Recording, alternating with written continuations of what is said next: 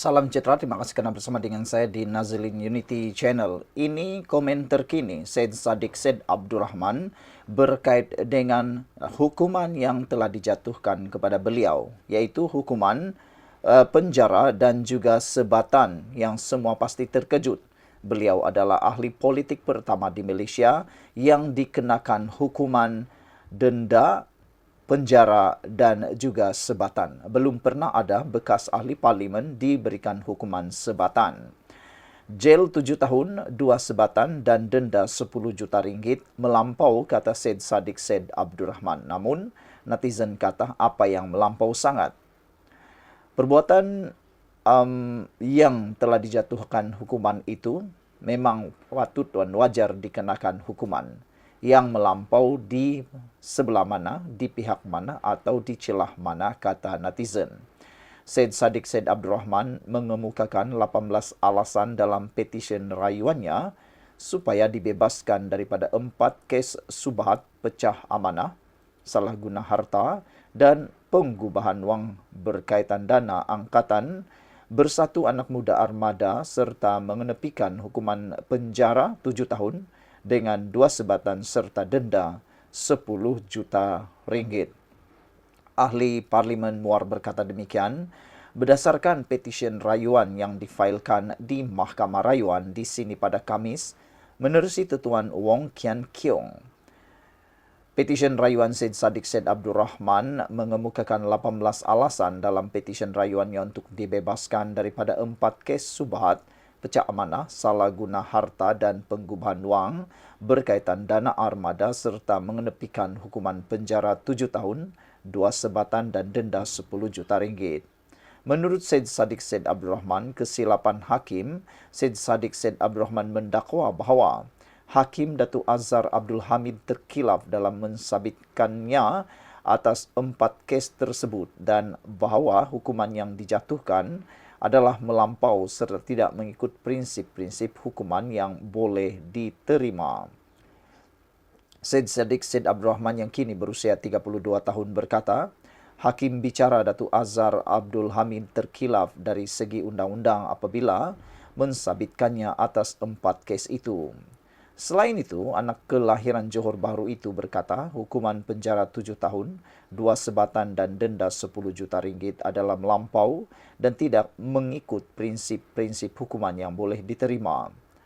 Syed Saddiq juga berkata hakim itu juga terkilaf kerana memerintahkan Syed Saddiq Syed Abdurrahman selaku perayu bahawa suatu kes prima facie telah dibuktikan oleh pasukan pendakwaan selain gagal untuk menilai kebolehpercayaan saksi-saksi pendakwa.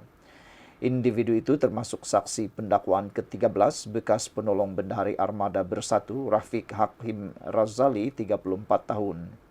Hakim gagal untuk mengambil kira, memahami intipati dan kehendak Seksyen 405 Kanun Keseksaan, maka perbuatan perayu seperti tertera dalam pertuduhan pertama tidak terjumlah kepada kesalahan di bawah Seksyen terbabit.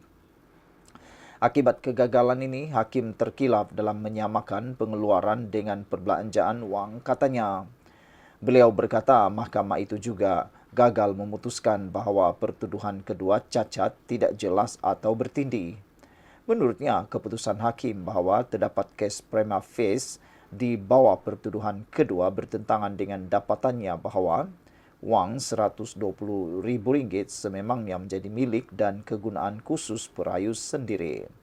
Menerusi dokumen itu juga, bekas Ketua Armada Bersatu itu berkata, hakim itu terkilaf apabila mengambil kira fakta-fakta yang tidak relevan sebagaimana yang dinyatakan dalam alasan penghakiman. Yang arif kes, hakim dalam kes ini telah terkilaf kerana bergantung pada keterangan dengar cakap. Akibat semua kesilapan yang dilakukan itu, hakim ini terkilaf dalam memutuskan bahawa terdapat kes prima facie bagi pertuduhan ketiga dan keempat hanya kerana ia berasaskan kepada pertuduhan kedua, katanya. Bukan itu sahaja, bekas Menteri Belia dan Sukan itu berkata, alasan penghakiman hanya diberikan 13 bulan selepas keputusan telah menjejaskan selain memprejudiskan perayu dalam aspek keterangan yang memihak kepada pembelaan.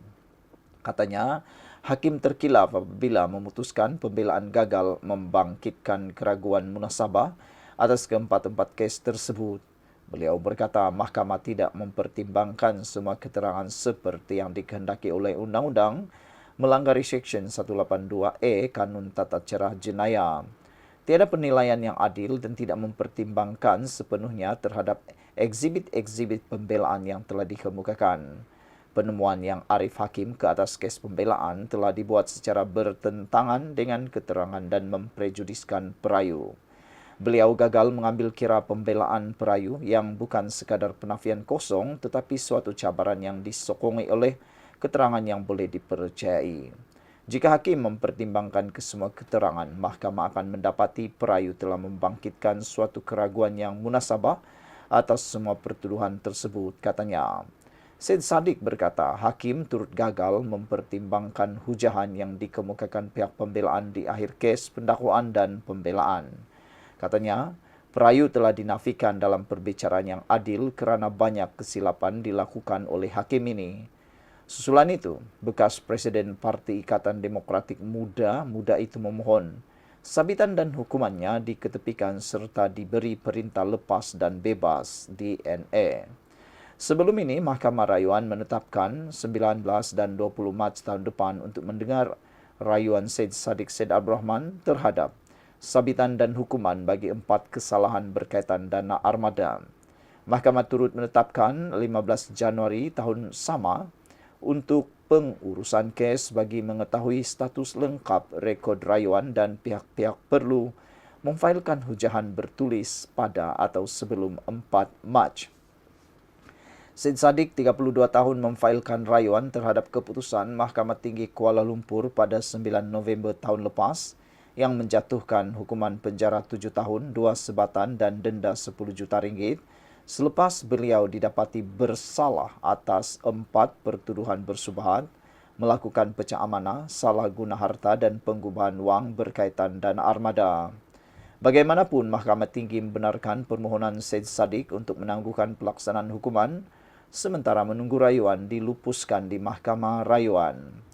Bagi pertuduhan pertama, Syed Saddiq Syed Abdul Rahman didakwa bersubahat dengan penolong bendahari armada ketika itu, Rafiq Hakim Razali, yang diamanahkan dana armada berjumlah 1 juta ringgit untuk melakukan pecah amanah dengan menyalahgunakan dana itu di CIMB Bank Berhad, Menara CIMB Kuala Lumpur Central, Jalan Central 2 di sini pada 6 Mac 2020. Pertuduhan mengikut Seksyen 406 Kanun Keseksaan yang membawa hukuman maksimum penjara 10 tahun dan sebatan serta dikenakan denda. Sekian untuk kali ini. Jangan lupa tinggalkan komen anda.